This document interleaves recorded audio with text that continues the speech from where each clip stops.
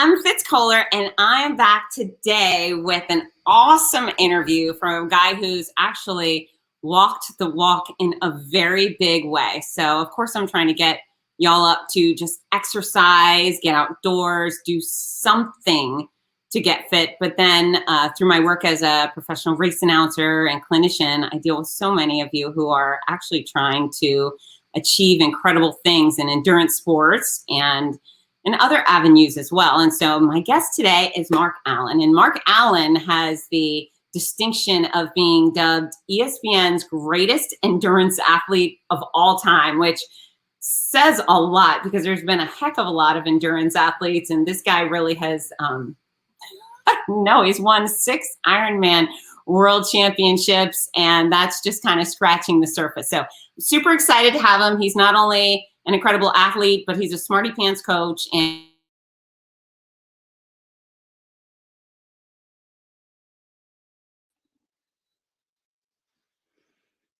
no, I disappeared. Hi.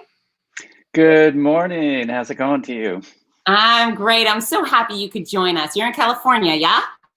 I'm in Santa Cruz, California. I live 2 blocks from the ocean. I love to surf. I'm out there in the water most days.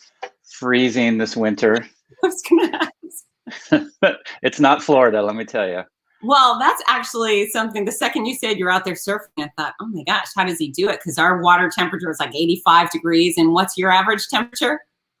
Right now, it's about 51, 52. So booties, hood, full wetsuit pretty much all year round here. So, but I love it. It's just great being, that's kind of like my do it all in one thing. It's cardio. It's kind of like my yoga because you're moving in every kind of direction. It's time with the folks out there that you get to know and get to meet, like a great crew. And it's time in nature, and there's nothing more that helps me reduce my stress more than when I'm outside in nature exercising, just soaking it all in. Yeah, I feel the very same way. It's interesting growing up in Florida. I mean, I can probably blame the fact that in Fort Lauderdale, we don't really have waves per se, but I just started surfing this summer, and all I could think is, why did I wait so long? It was so much fun. Awesome. Yeah, it's great. It's, I started surfing when I was in high school. And so that was 40 some years ago. And it's funny because I still feel like I'm improving. I was never the hotshot surfer when I was a kid, and I was a swimmer actually growing up. So I was definitely comfortable in water. But here I am. I'm 63 years old, and to feel like there's still, some uncharted territory that I'm paving my way through, and it's just exciting, And I'm really seeing over time that it's not. Exercise and health and lifetime fitness is not really about pushing your body to the limit. It's just about getting out and doing a little something each and every day. And it's sort of like, it's like you're putting money in that fitness bank, and it's like your fitness retirement account. You can draw on that. And, so a lot of the guys in the water, I always have a hood on so they can't see the gray hair, right? And every now and then one of the younger guys, he'll start complaining like, oh, my back is hurting and I feel like I'm getting so old. And I'll go, well, like, how old are you? And he'll go, oh, I'm almost 40. I'm like, dude, you're like, I'm almost 100% older than you. Okay. So anyway. Well, you're a great role model, obviously, but there's something very human about you too with that statement. So what activities have you been intimidated by? Interestingly, when I raced in triathlon, I started competing when I was 24 years old. I'd been out of college for 2 years, and I just happened to see the Ironman on TV on the one sport program there used to be, Wide World of Sports, and it just captured my imagination. I thought, how can a human body do that? And to swim 2.4 miles in the ocean, bike 112 miles, and then run a marathon 26.2. And I thought, that's got to take like 3 or 4 days to do that. But as you know, the Ironman, like in Hawaii, they start at 7 in the morning and you have to finish by midnight, 17 hours later. And as I was watching the Ironman on TV, I had never heard of a triathlon or the Ironman before. I was just blown away at how these seemingly ordinary people were crossing that extraordinary finish line. And so basically it was a couple weeks after that, I thought, you know what? I have to go there and see if I can be one of those finishers. And anyway, it turned into a career for me, 15 years racing professionally. And the one thing that truly intimidated me as an endurance athlete was strength training, because there was a Gold's Gym right near my house where I was living in San Diego at the time. And about halfway through my career, I could see that it didn't matter how much I would swim, bike, or run, that my strength just wasn't there, and my recovery was slowing down. And I just didn't feel like I had that muscular integrity I needed to stay, at that top level. And so I thought, I've got to go do some strength training. And I had no idea what to do. I mean, I knew what a curl was, right? And that was about it, or a bench press. And so this Gold's Gym was 2 blocks from my house. I went down and I'd open the door and I'd look in at all of these hulks, pushing these massive plates of weight around. I'd look at their bodies and I would look at mine, and it totally intimidated me. And I just turned around and went home. And this happened like 4 or 5 times. And, sometimes you just have to suck it up and just find a way to engage in something that you need to do for your health, even if you have no idea what it is you're doing. And so I engaged the help of a strength coach. And, for me, I think coaching is one of the best support systems and educational systems you can ever do, is to get yourself a coach to help you with the things that you don't know much about. And it's an accountability piece too, right? You have your coach. And so anyway, the woman that I engaged, she was like an encyclopedia of strength training, and she led me through just a very simple overall body strength training program that progressed throughout each season that I was racing. And I was blown away at the results. My strength came back. I was faster and stronger than ever. My recovery was quicker. And, to this day, strength training is something that I incorporate into what I do each week in terms of exercise and staying healthy. So I got to tell you, that was one of the greatest 3 minutes I've heard, because one of my most popular seminars I teach is strength training for runners. And it's amazing how many endurance athletes, they just, run. I'm only running. I don't have time for anything else because I have to run so much, or swim, bike, run makes it even worse because you have so many activities. But yeah, the secret to running further, faster, or moving further, faster, pain-free, and being resilient and injury-free is strength training. I truly believe it's a fountain of youth. It is, I think, and the way that it's evolved now, with having more of a focus on functional strength and engaging your muscles in ranges of motion and ways of moving that you do when you're naturally doing it. So you're adding in a little bit of balance, a little bit of core. It really just enhances everything you do. And, as human beings, it's when we stop feeling comfortable moving on the earth, that's where I think things start to shut down, and so as people age, if they don't do any kind of strength training or flexibility work, things start to shorten and tighten and weaken, and your balance becomes less, and you stop, at runners, let's say, the first thing that goes is their speed, and that's because they lose the strength in their ankles and their calf muscles much quicker than the other big muscles. And so, think of it this way.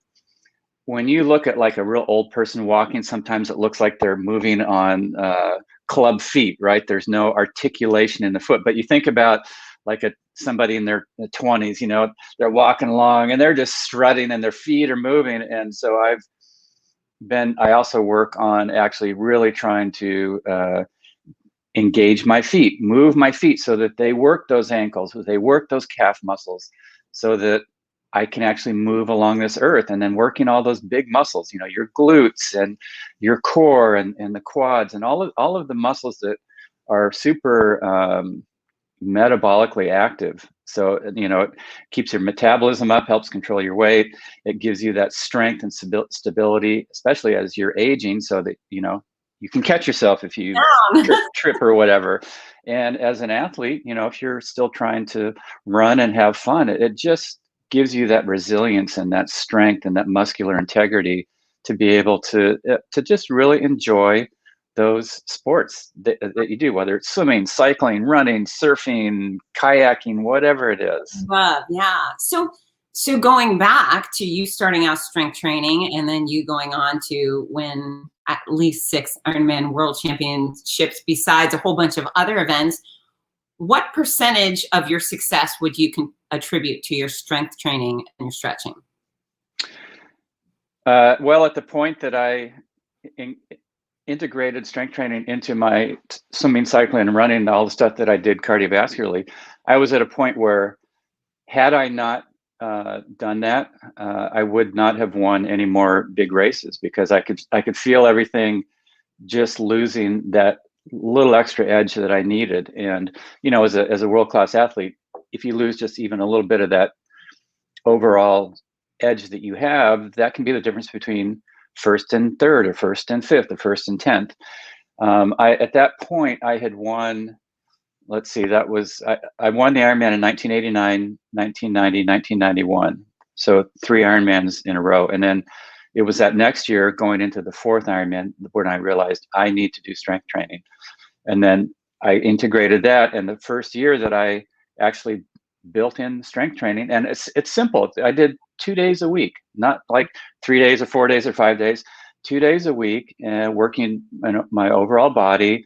It took 40, 45 minutes.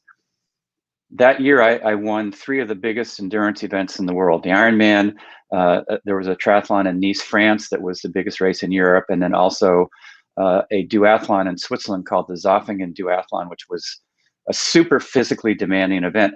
Nobody else has ever done that. And so it was, how much of my success was based on strength training? I would say all of it at that point that I integrated it in. I like that answer. Yeah, it's interesting. I'm so grateful for all the athletes that show up at my start lines, but then there's still some arm twisting left to do, because they've done so much work.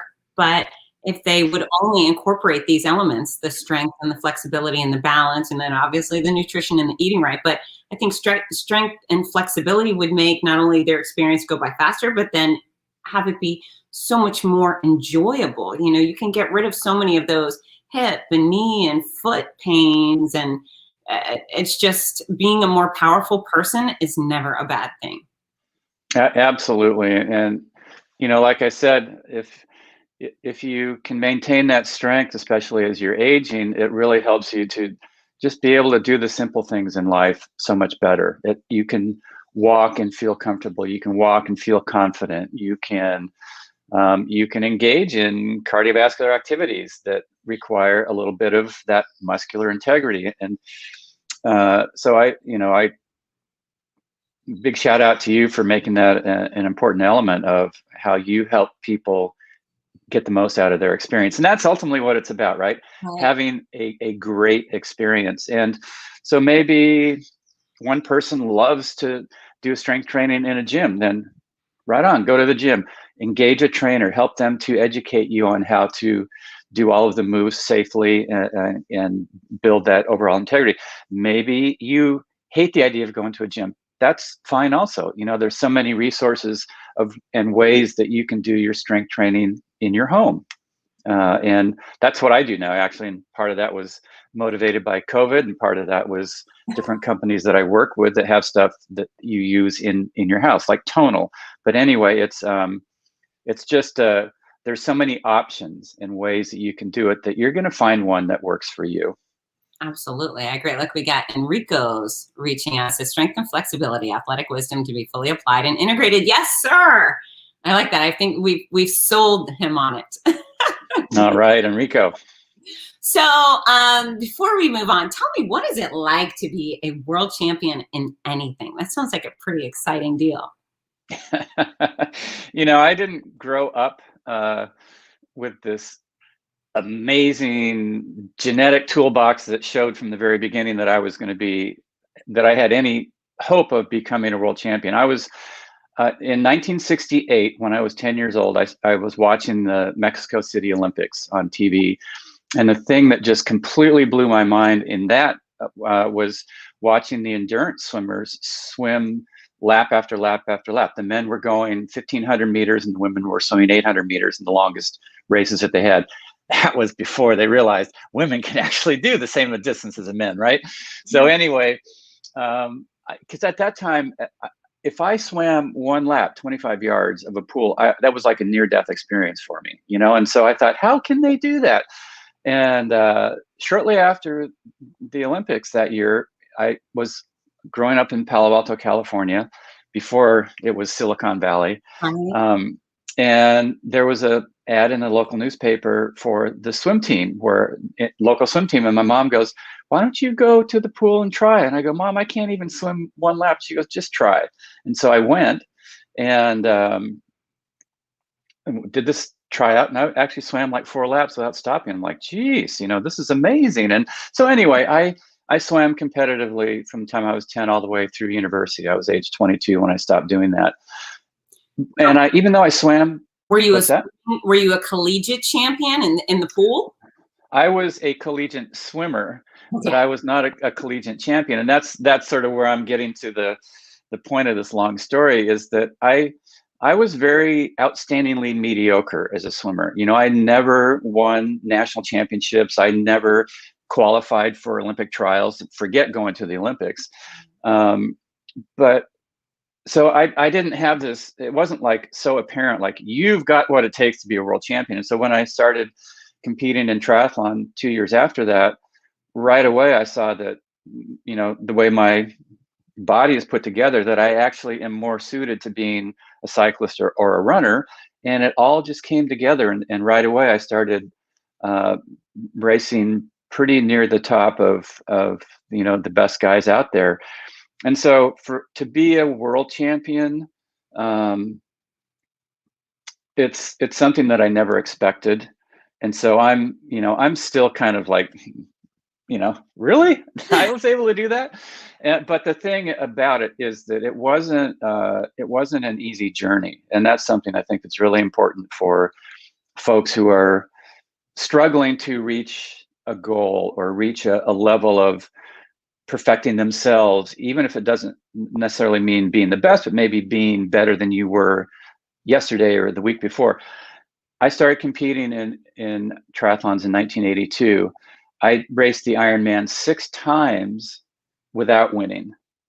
I was second, I was third, I was 5th. I could be in the lead at the end of the bike, the lead partway through the marathon, in the lead with just miles to go in the marathon.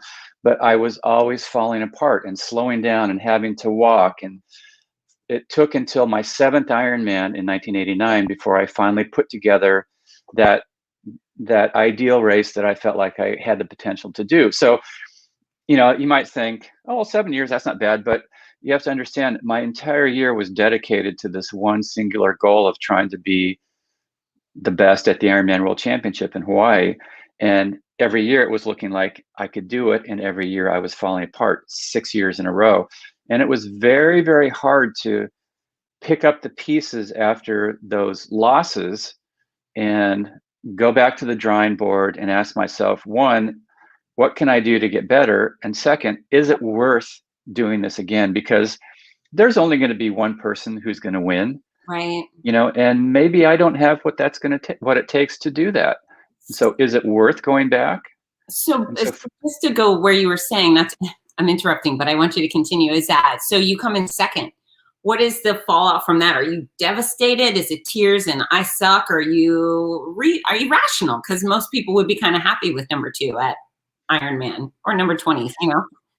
Yeah, you know, if I had achieved a 2nd place finish, having the race of my life, I would have been completely happy. However, when you're in the lead of the race and you end up walking on the marathon, you know that's not your best race. Right. You know, walking on the marathon, nobody has ever won the Ironman when they fell apart and were walking on that marathon. You know, you have to pace it right, build your effort throughout the day so that you get stronger and stronger throughout the day, so that you don't have the peak of your day be with 10 miles to go in the marathon and you start walking. You're out of gas. You didn't get the energy in quick enough. You went too hard too early. And so it was a lot. And people did say exactly what you said, Fitz. They said, you know, you got 2nd place. That's not bad. And it's like, I know second place is not bad, but it's not my best performance. And that was the overarching reason to end up going back over and over and over. Finally in 1989, I thought, you know what, trying to win, that's a great goal, but ultimately I need to just go back and have my best performance. And so getting ready for my seventh Ironman, that was the number one goal. Get the most out of my body and my performance and my genetics that I can. And then however the race pans out, that's fine, because everybody else, they're going to have the race they're going to have. And maybe there's a bunch of guys who are going to come in ahead of me. And that ended up being the first year that I was able to win the race and have that amazing performance where start to finish, I overcame all of the difficult moments. I kept going. I kept engaged and staying in the moment and giving what I could each and every moment, not only during the moments where I felt super, but also during the periods where I felt kind of lousy, because the Ironman takes a little over 8 hours to complete. And so, of course, there's going to be periods where you feel great and periods where you're like, I cannot keep going. My legs are killing me, and I got this to show. Yeah, that you felt those things. You felt like no more. Yeah. And so, but you have to just weather those. And sometimes it's easy. You realize this is just part of the day. Okay, let me get 100% out of this 75% moment that I'm in and keep going, because eventually, my energy will probably come back. And so that's what I was able to finally do in 89, because I wasn't focused on the win and there's this guy who's pushing me and I don't know if I can stay with him, all that kind of chatter. Yeah. That chatter in your mind when, there's a little glitch in the road and you don't want to do a workout that you should, or you're in a race and something's going differently than you had envisioned. But it can still have worth and meaning. And ultimately, the bottom line is just trying to get the most out of yourself each and every day. And in training, just trying to perfect the way you move and the ease with how you work within your sport. And some days you're going to feel great and set some PRs, and other days you're going to feel lousy and you're going to have to cut the workout short. That's fine. It's like in the big picture, just make it a great experience. So I was talking about you with someone the other day, and they were referencing you as the grit and a guy who can control the mental game. But all I can imagine in an endurance sport like this is you really can't control the other guy, but you do seem to have Darth Vader-like ability to control yourself. And that's a really big deal. How do people use that in their day-to-day? They go to the gym. How do they get past, just feeling crappy from working all day? Well, a couple things. One, to realize that good things don't require that you feel good all the time. Good things come out of workouts where you feel good, and also out of workouts where you feel lousy. There's never a linear progression that is just programmed into your fitness. We're not computers. We're human beings. We have up moments and up periods, and down moments and down periods. And fitness and athletics and training and exercise has to also fit into our life. We have demands, we have jobs, some people have families, commitments, helping people out, whatever it is. Life does not always follow the ideal training program, and to just accept that and understand that, okay, today I'm tired, I'm cutting the workout short, to look at it and say, I actually did something for myself. I honored my body. I honored the fact that I was tired and that my day at work was so demanding that I just don't have the mental energy to put in that super effort in my workout. And tomorrow, because I honored my body, I will have the recovery that I need, and I will come back and I will feel better. And then, also, it's every workout, there might be an opportunity to practice kind of getting in that champion's mindset. And a champion's mindset for me is one where you just sort of get yourself to be quiet and stay present with just giving what you can in that moment to stop that chatter. And it's as simple as just going, okay. And I practice that. I had workouts where it was like tough and I wanted to quit and it was too hot and I was, whining inside my head like everybody else can. Okay, now I'm quiet. Now I can just engage, and you can feel that flow and that ease come back into what you're doing. And it's like a reset right in the moment. And the more you do that in your training, the more that's going to be a go-to place that you can access when you are in a race on a day that might count in a performance that you're trying to have. Most athletes just hope that they can deal with themselves in the big tough moments, and I actually tried to work on it so that I was able to get into that space. Be completely in control of you. That's important. And it sounds like very rational, very, very reasonable with yourself while pushing yourself for excellence. And we got a comment from Rudy Novotny. Rudy and I announced a ton of races together. He's a huge fan of yours, Mark. As he says, huge fan here. Following you since Team J David days. He lived 2 doors down from Nancy Hoover and Del Mar. Truly believe 1989 Kona was among the most exciting days in sport. It was like Ali Frazier, number 1. What a battle. So Chris McCormick is working on sub 7. Oh, that's right. Sub 7, sub 8. Do you think we will see either? Great question. The sub 7, sub 8 of that they have, it's a relay, I think, right? So, Is it relay? I thought it was just one person conquering those distances at that time. Yeah, no, I right now the world's record for the men is right a little bit under 8 hours, and the world record for the women is about 8.5 hours. And so individually, perhaps a woman might be able to go under 8 hours. That would be mind blowing if a woman was able to do that. But for the men to go under 7 hours, that's taken another, about 50 minutes off of the best time. And I don't think that could possibly happen, just because, training and technology and everything is so refined already. You get 5 minutes, 10 minutes, maybe 15 minutes, but to get another 50 is like, you'd have to ask what they're eating for breakfast. There's so many weird things happen. All the things we think could have never been done are being done. Perhaps someone goes and does the Ironman in 2 hours one day and they go, that's quick. Okay. Right. And that's funny because when I was racing, I would get approached by companies that say, hey, I have this nutritional product that's going to save you 5 minutes in Kona. And then another company that had something for my bike that was going to save me 10 minutes. And if I added up all of these savings that everybody said that I was going to get, I would have gone under 7 hours.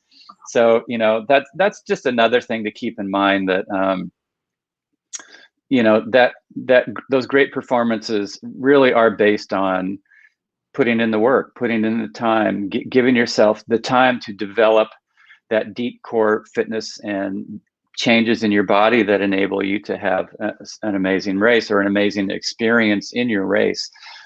You can buy a certain amount of time, through new running shoes or a new bike or whatever, but ultimately it really is about just putting in that consistent work. And that's, I would say that was the one thing that I had as an overarching goal also, was to just be consistent in training, which meant to not push myself too hard, too often, and end up getting injured or getting sick or getting burned out. Because if you're not training, you are not getting faster. You are not getting healthier. You're not getting stronger. You're not getting more fit. And so to, like I said, honor your body. I wrote a book with Brant Secunda, who I have studied a tradition of shamanism that comes from Mexico for many years. And the book is called Fit Soul, Fit Body, 9 Keys to a Healthier, Happier You. And one of the keys in our book is called Honor Your Body. And that's such an important element to peak performance, but also to life health. Honor your body in the sense of feed it that little bit of exercise and movement each day, so that you stay healthy and so that you can move and feel good being outside and walking or running or whatever it is that you enjoy doing that moves your body and keeps, it reduces your stress. It gives you that vibrancy that you just don't have if you don't move. Yeah. I, backtrack a couple of years for me. I had breast cancer and I did all the chemo and the radiation, all the stuff. And some days it just, many days it wasn't doable for me to do the things I wanted to do. And I just had to be respectful of where I was. And, as you say, take the deep breath, do what I could. Sometimes it was just sitting on the back porch was as beneficial as I could do, but being outside, oh my gosh, is so beneficial. So you just pick and choose the things that will push the needle forward a little bit that day. And, because not every day is a great day, as you say. So backing up to what's it like to be a world champion. So you cross that finish line and you do it repeatedly, but we see certain sports, there's LeBron James and there's Conor McGregor and they're champions and they're puffing up their chest and the world really changes for them. What was it like for you? Well, that first year in 1989 where I won, the race was amazing because it was basically a head-to-head duel with another guy who at that point had won 6 Ironman titles already, Dave Scott. He was kind of like the pioneer who was setting the bar for everybody else to catch up. And we were all getting faster, but he was staying one step ahead until that race. We were side by side literally the entire event. We swam together, we biked together, we ran every step of that marathon together until about 1.5 miles from the finish, when I was finally able to make a break and pull away and win that first title. He was second. He beat his previous world's record by almost 18 minutes that day. And my time was almost 30 minutes faster than I had ever gone at that point in my career. The difference in our times was 58 seconds, which was such a small margin on a race that takes over 8 hours. And, you have to understand it, when you're in a race that long, you can't stay pumped up, like if you have that aggressive, like, I'm gonna kick some ass here kind of mindset, that will last. The shelf life for that is about 3 hours. Okay. And after about 3 hours, your body starts to wear down, and all of a sudden you're like, oh boy, what did I get myself into here? And then you start to feel the reality of the task ahead of keeping going for another 5 or 6 or however many hours. And so all day you're trying to just kind of hold your mind in that steady space that's not too excited when things are going great, and you don't let yourself get dragged down when you're struggling. You just have to stay in that steady space that's like, let me just give what I can, get to the next aid station, take the next pedal stroke, whatever it is, not worry about the finish because it's out there. Don't try to think about getting there any quicker than you're going to get there. You will get there. Stay steady. And then, so finally, when I made that break from Dave and put some time on him, at one point, all of a sudden, I knew he wasn't going to catch me. I wasn't going to cramp. I wasn't going to have to walk. I was going to win the race. And that was when I had about a half mile to go, and I was coming down the finish stretch, and all of a sudden the dam burst. 7 years of trying had finally come to fruition. I was going to win the race. I knew it. And just these tears of joy started coming down my face, and I was cheering to the crowd and smiling, and the tears are coming, and people were cheering, and they knew that it wasn't just one day, that it was a journey that had taken me years and years and years to put together, and that I had gone through so many difficult, challenging moments, and I had come back again and again and again, and finally I was achieving that goal that I had been searching for so many years. And so literally after that first win, I woke up almost every single day of that next year, literally pinching myself going, did I really do it, or was it a dream? Like you have that dream, like you did something, and you wake up and you go, oh, I didn't do it. Oh, dang. And so it was just amazing and fulfilling and mind-blowing, really, that this little skinny, scrawny little kid who grew up doing absolutely nothing outstanding as a swimmer was finally able to win one of the most difficult days in endurance athletics anywhere in the world. And yeah, completely, totally satisfying. And also just had that feeling of absolute gratitude. Like there really is only one person that's going to win this thing. And for whatever reason, somehow I'm one of those folks who has that honor and that privilege and that and just having that feeling like, you know what, I want to somehow give this energy back to the world and to people. And fortunately now, through my coaching, Mark Allen coaching, I'm able to help others to achieve those dreams, you know, to help guide them and help them overcome those roadblocks, and to help them to, you know, perfect themselves so that maybe they do win their age group, or if nothing else, they make themselves a little bit better today than they were yesterday or last year. Yeah, and I do recommend anyone who's interested in triathlon or probably any endurance sport, Mark can help you. And is it markallencoaching.com? Yeah, markallencoaching.com. Yep. Worth checking out. And I know there's a lot of regular people training with you too. So everybody should at least investigate, right? Absolutely. You know, when I was in the sport in the early years of it, there were no coaches. And so I made a lot of mistakes because myself and my training partners, we were just throwing stuff against the wall, trying to figure out what worked best. And so some of the things that we tried were staples that ended up being sort of like cornerstones of endurance, fitness, and health and training and all of that kind of stuff. And some of the stuff was so nuts and crazy that, you know, it didn't take long to figure out, okay, this was a bad idea. And so, you know, I feel like I've kind of made all of the mistakes that you can. And as a coach, I can help people circumvent those pitfalls that are so easy to fall into. You know, you think, gee, more is going to be better, and going more faster stuff is going to be better, and you have to do some of those things, but the recipe is maybe a little simpler than people think. And a lot of times getting faster is actually just pulling back on the reins a little bit and being a little more steady in your workouts instead of trying to push it all the time.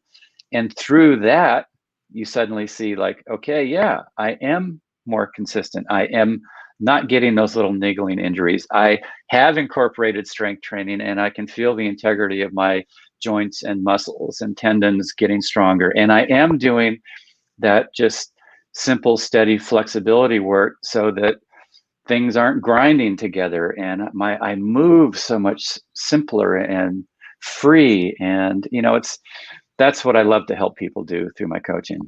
Well, you know, one of the things that I see, the beauty of triathlon is that overuse injuries don't have to be as significant as they are in the running industry, with runners only running boom, boom, boom. And mind you, I love the run, right? I love the walk, the run, the walk, run, and I want to keep my runners coming to all my races. However, when you incorporate triathlon, now you're getting off your feet, you're getting off those knees, and you're doing a different activity, which kind of loosens the load, you know, diverts your attention, makes the other body parts stronger. And so you're less likely to incur those overuse injuries as you would in just a single sport activity. So triathlon is really, I think, the way to go for longevity and lifetime health.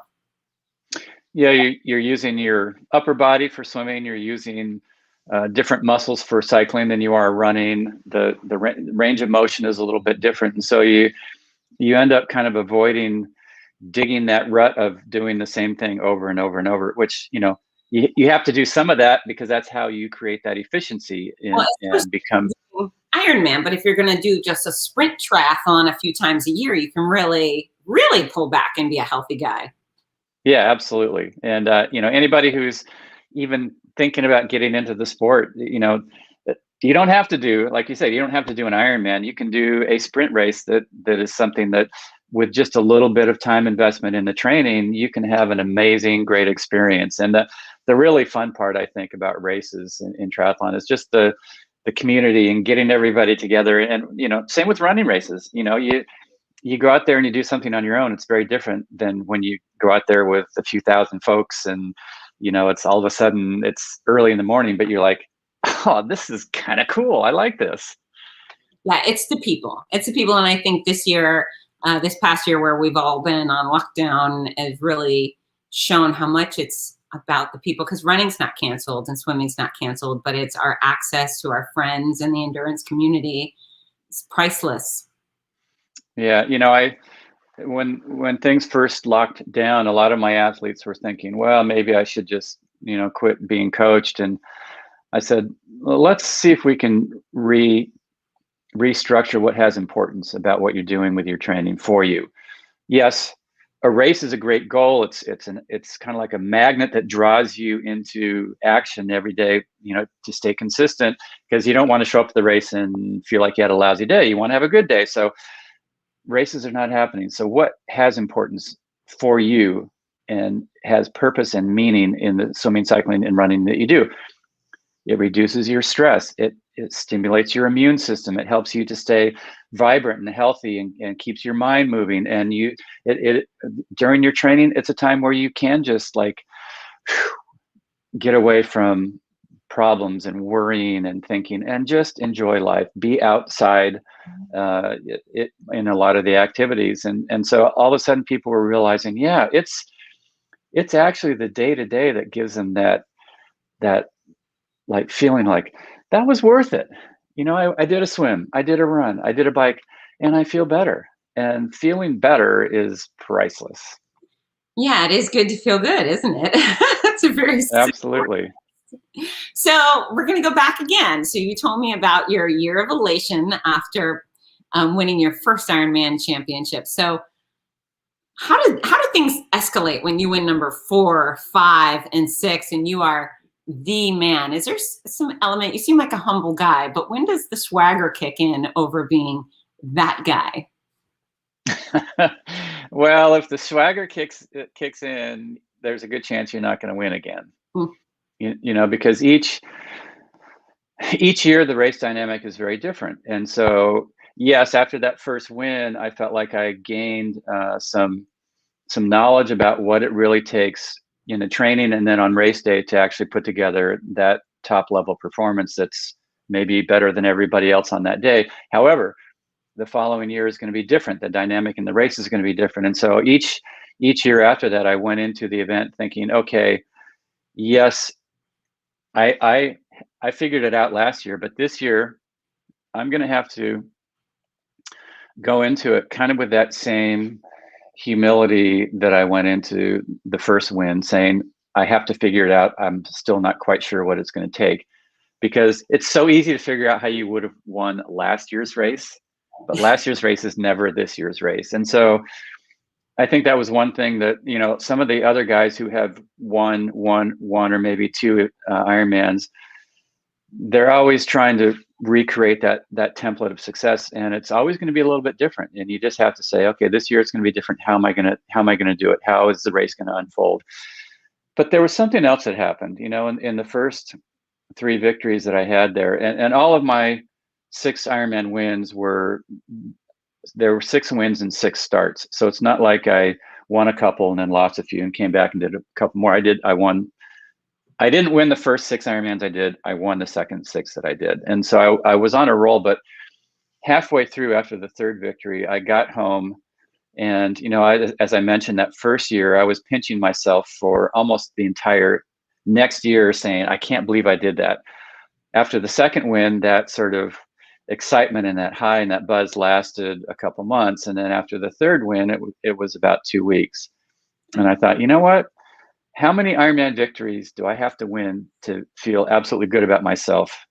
All the time. It's like, am I gonna have to win 100 of these things? And I realized winning is great, but it doesn't come dripping with meaning. And so as I went into my training for what I was hoping would be my 4th victory, I knew that I had to have a talk with myself and figure out, what is the purpose behind this? What am I trying to gain and achieve other than winning? Because I've won 3. Ultimately, I don't really need to win anymore. That's absolutely amazing, and I could just quit right now if winning is the purpose. And then I realized, you know what? I need to go back to the basics of how I won at the very first year, which was just get the best out of yourself. And I asked myself, have I gotten that yet? And the answer was no. I know that I can still continue to get a little bit better. And so as I prepared for what became those second 3 victories, that was the goal, to get a little bit more out of my performance than I had done before. And as an athlete, you kind of have your bag of tricks of things that you want to try in your training that will hopefully get you that little bit extra out of your performance. And it takes basically almost a whole season of trying something new before you realize, did it work or not? Because some things will work great for a few weeks, but if you do them over the year, you're going to kill yourself, let's say. Right. Maybe it's, adding an extra speed work. Well, that's great. You'll get super fit quick, but then you're going to burn out. So anyway, it took until that final Ironman year before I was finally pulled all of the tricks out of the bag. And going into the last Ironman that I did in 1995, I knew that no matter how I finished on that day, that was going to be the best race I could possibly put together. And so I knew that was the last time that I would be on the start line of the Ironman in Hawaii. And so, that's a downfall that some other folks who have hit that top level make, is they try to race for the same reasons each year. And maybe one year a particular reason is super motivating, and the next year that reason doesn't have much motivating factor for you. You don't end up winning again. And it's just like life, right? You in your 20s or 30s or 40s, you're training, you're exercising, and you have these goals.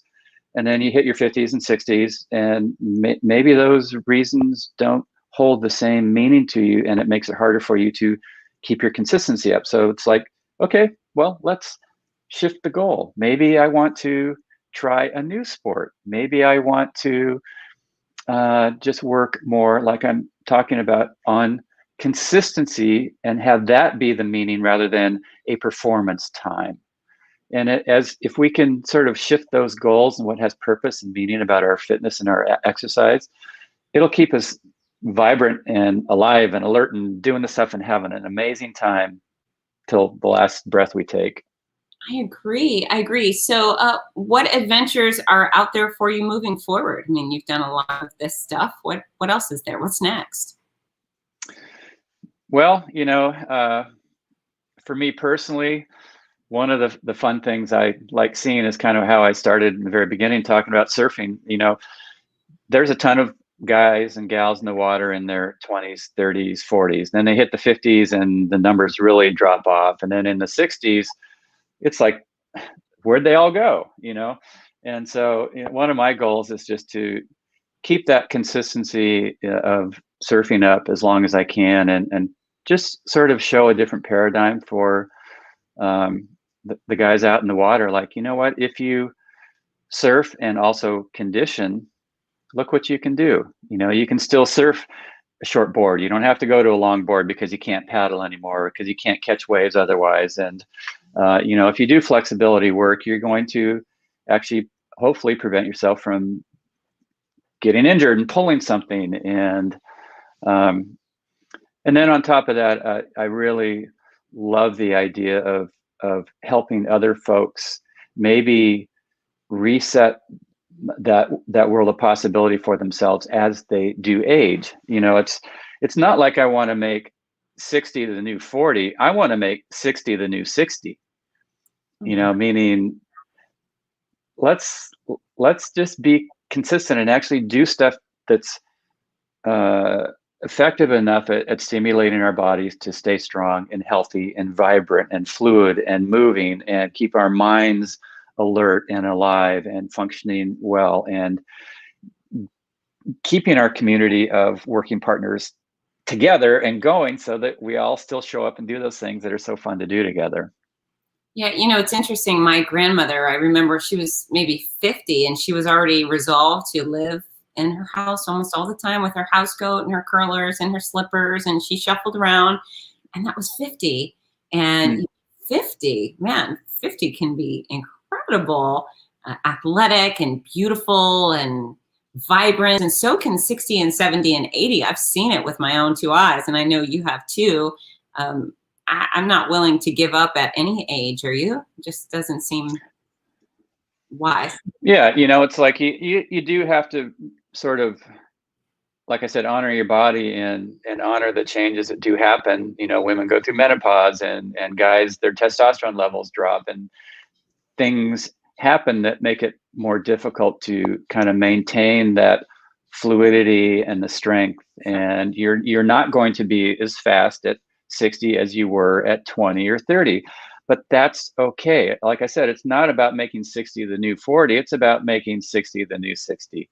And through consistency, through strength training, through functional work, through doing steady cardiovascular stuff, people I think are gonna see that there is a whole new world of what is possible. And it's fun, to be healthy and strong and be able to still enjoy movement and activity. A lot of the sort of things you see sometimes people push out, it's almost like some folks think that once you turn 50, you go from trying to stay young to all of a sudden you're geriatric, Yeah. and that doesn't, I'm trying to push that real decline as far out as I possibly can. And I know that someday the stuff that I do, I won't be able to do anymore. But that's okay. I'm going to push it as far out there as I can, and just, hopefully help others to go, wow, okay, Well, let me get on this bandwagon too. I tell you what, I have 90-something-year-olds crossing the finish lines of my full marathons, and I think, okay, I want to be that guy. Sign me up for that. And I bet you'll be doing whatever is fun for you at the time. And that's why I titled this interview Athletic Adventure for Grownups, because you were in your 30s when you became a world champion, and it looks like your life has just become more interesting since then. So that athletic adventure isn't just for kids and 20 years old. I think it should actually get better as we grow up, right? Absolutely. And I won my first Ironman when I was 31. The last one that I won, I was 37, which at that time made me the oldest champion ever at the race. And so, I've always thought that maybe there's other possibilities of how we can take care of ourselves and things that we can do if we try, and if we keep our minds fluid and flexible and dynamic, because that's part of it, isn't it? And it's so fun to let's say you're a runner. There's maybe two ways that you can approach running. One is to just go out and keep doing the same thing over and over and over. And if you do that, as you age, our bodies are not completely balanced. Our bodies have little differences one side to the other in the way we move and all that kind of stuff. And so if you just do the same thing over and over, you do end up kind of wearing a little bit of a rut, and you can get some injuries no matter how careful you are. But if you approach, let's say, running from the standpoint of, how can I move a little bit differently today than I did yesterday? How can I work on my stride and my cadence and my foot articulation and how I land and get on and off my feet, so that each day it's a little, maybe you're trying to increase your efficiency and become a little bit better, a little more fluid. Even though you're still running, there's going to be little variations in how you do that. And it's like you're each day you're learning how to run again, and learning how to run a little bit better and a little smoother. And if you can do that, you're going to actually avoid a lot of the long-term sort of injury things that can happen if you dig that rut too deep. And so that's also what I do, is I try to mix up my exercise so that no 2 days are quite the same. And through that, I have seen that it does help me to stay healthy. I mean, all the parts work, fortunately. Even after all I did in triathlon, I never really had any significant injuries that sidelined me for very long, more than a couple of days when I was competing. And fortunately now, like I said, at 63, I can still do all of the things I do. If I trained for an Ironman and went as hard as I could all the time, I'd probably end up injured, but I don't do that. Like I said, honor your body. Absolutely. Absolutely. So this shows up as an anonymous Facebook user, but I could be wrong. I think it might be Doug Thurston, my race director from the Big Sur Marathon, inviting you to join us at the Monterey Bay Half Marathon or Big Sur Marathon someday. So open invitation. All right. I might come down and watch. I don't think I'm when I stopped, when I retired from competition, I really did retire from pushing my body like that. And that was, I raced, like I said, 15 years professionally, and that was a big ask of my body. And I just had the feeling like, you know what, I'm not injured. I'm not burned out. I don't have overuse issues, and I want to keep it that way because as a 37-year-old, I was looking ahead 30 years and thinking, I want to be able to enjoy movement and activity and working out and exercise as long as I can. And so I don't want to use it all up now. And so when I stopped competing, I really said, you know what?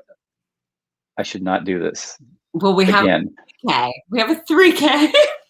Okay, I can do that. And Steve Scott does that with us. Do you know Steve? Steve's got the Oh yeah, I know him very well. 4-minute miles ever, whatever. He's amazing. So he lives there now. It's very fancy. So we would love to have you join us over there. All right, I've got a speed round because I only have a few minutes left and I want to get you out of here and be respectful of your time. So number one, do triathletes talk smack? Has anyone ever talked smack to you? What's the best thing you've heard on a course? Triathletes always talk smack, but usually it's good-hearted, but for sure, especially the guys I race against, we were always talking smack to each other and telling each other how fat you got over the winter, and you're not gonna look at you. I mean, and it's all in fun and just with a little bit of seriousness to it. Just a tiny bit of ribbing. Okay, what's your favorite song? Oh, geez. That's actually an interesting question. I do a public ride on Zwift each week. Zwift is an online cycling thing, and it's a 1-hour workout. And I have been putting together playlists for each of them the last month or two. And so if you go to either Spotify or Apple Music and go to Mark Allen Workouts, search Mark Allen Workouts, you'll see all of the playlists that I put together. And so there's not one favorite song. There's a gazillion songs in there that I love, and each of those playlists are 1 hour, and they're designed to kind of like build into it. So the workout, the warm up, and the cool down are a little bit slower than the middle, where the songs are a little bit more lively, and so you'll get a real good mix of things from old time, musicians who died too young to totally current new stuff. And I love all the songs that are in there. Mark Allen Workouts on Apple Music or Spotify. That was a great answer. That was an absolutely great answer. Who was your first celebrity crush?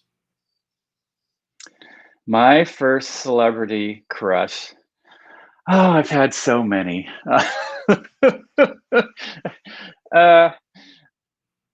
I don't know. I don't know about crush, but I have to say there was one guy that motivated me when I was younger, before I kind of when I was just getting in the sport. And it was this marathoner from Portugal, Carlos Lopes, and he won the marathon in the LA Olympics. And I think he was 38 when he won it. And that was so mind blowing to me, because at that time I thought 38 is like friggin', archaic. That's like dinosaur age.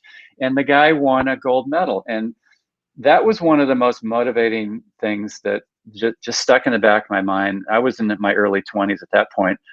And that was, I think, where the seed was planted. Like, you know what?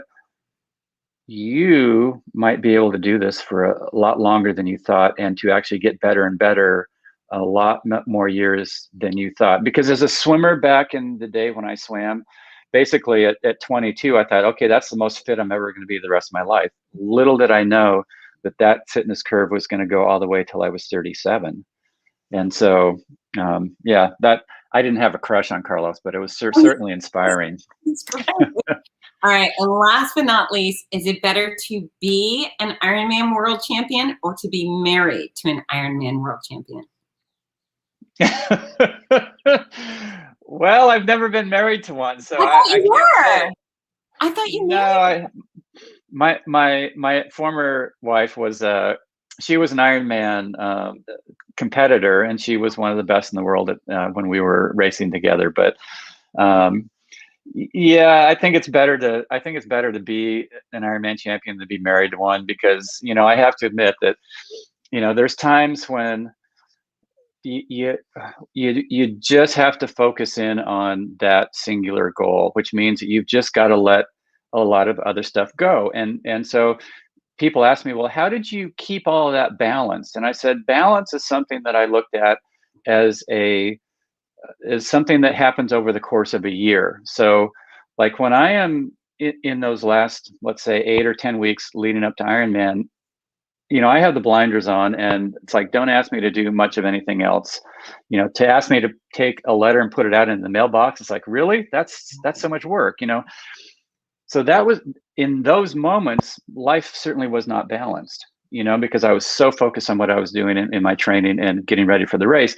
But then once the race was over, then I spent a huge amount of time with my family, and more than they probably wanted, and so that in itself wasn't necessarily balanced either. But over the course of the year, it really was a balance of focusing on something that was a singular goal, and then also focusing on family and friends that supported me in that goal, so that they also got that energy back.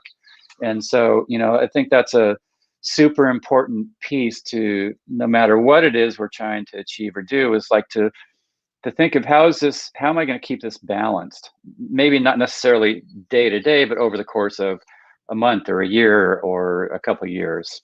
Absolutely. Absolutely. Well, you know what? You've, like I said, you've walked the walk. You've really, truly conquered so much. And the thing that resonates is ESPN's greatest endurance athlete of all time. That's just such a powerful statement. And I'm so glad to hear about all your commitment to strength training and stretching, because I preach it all the time. And I do so much arm twisting and chest poking, and really try to compel people to get active in any sort of strength training, whether it's their body weight or kettlebells or medicine balls or dumbbells. It doesn't matter to me, but more powerful equals resiliency and injury reduction, and I think more pleasure in sports. So thank you. You basically just told them everything I've been trying to tell them for 30 years, and you did it with your championship belts on. And I really appreciate it. Thank you so much for dedicating your time to supporting other athletes and leading the way on athletic adventure. Pretty cool stuff, Mark Allen. Well, and you had your own Ironman overcoming breast cancer. That's a super motivating thing for everybody to see. Like, okay, life might throw you one of those big challenges that has nothing to do with sports. And how do I tackle this? How do I manage it? How do I come back from it? How do I just embrace it and make my way through it? And so congratulations. And I'm sure all the folks you work with are super motivated by your story as well. Well, I hope I could do it for them. I wouldn't go back and redo it. It helps others all about it. All right, Mark, thank you so much. Where can people find you again? Yeah, they can find me markallencoaching.com, fitsoulfitbody.com for the book and workshops that Brant and I teach together. And if people need help with triathlon coaching, I'd love to help you out, because like I said, I've made a lot of the mistakes, and I really I can help. I enjoy helping people avoid those mistakes, but also to just have an amazing experience through that sport, and do it in a way that is balanced and super exciting and motivating. Yeah, there absolutely is there's no second choice. I mean, you are the one. So go to Mark Allen first if you need help with your triathlon or overall fitness training. And thanks everybody for tuning in to the Fitzness Show. And we'll be back on Monday. I'm interviewing legendary football coach Steve Spurrier, the head ball coach. That'll be Monday, March 22nd at 12:30 Eastern. So join me then, and everyone have a great day. Happy St. Patrick's Day. Bye, team.